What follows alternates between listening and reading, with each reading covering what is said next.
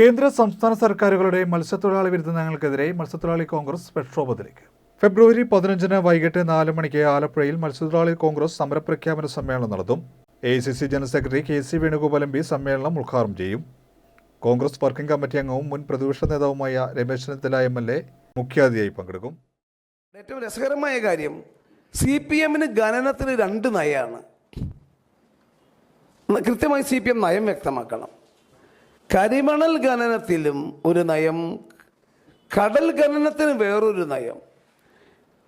കരിമണൽ ഖനനത്തിനും കടൽമണൽ ഖനനത്തിനും കോൺഗ്രസിന് ഒരേ നയമുള്ളൂ. 50-ൽ താഴെ കേസുകളുണ്ട് തോട്ടപ്പള്ളി കരിമണൽ ഖനനവുമായി ബന്ധപ്പെട്ട്. ഞാൻ 2 കേസിലെ പ്രതിയാണ്.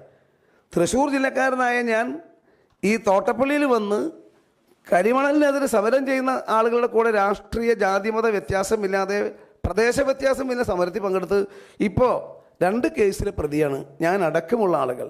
40 കേസിലെ പ്രതിയായിട്ടുള്ള ആളുകൾ വരെ പൊതുപ്രവർത്തകന്മാരും അല്ലാത്തവരുമുണ്ട്. ഞങ്ങൾക്ക് ഒരേ നയമുള്ളൂ.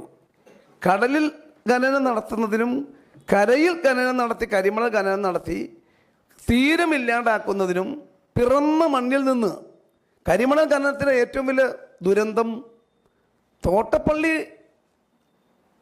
പൊഴിമുഖത്തിന് 20 കിലോമീറ്റർ തെക്കും 20 കിലോമീറ്റർ വടക്കുമായി ജീവിക്കുന്ന തീരദേശവാസികളെ, പ്രത്യേകിച്ച് മത്സ്യത്തൊഴിലാളികളെ പിറന്ന മണ്ണിൽ നിന്നും ആട്ടിയോടിക്കപ്പെടുകയാണ്.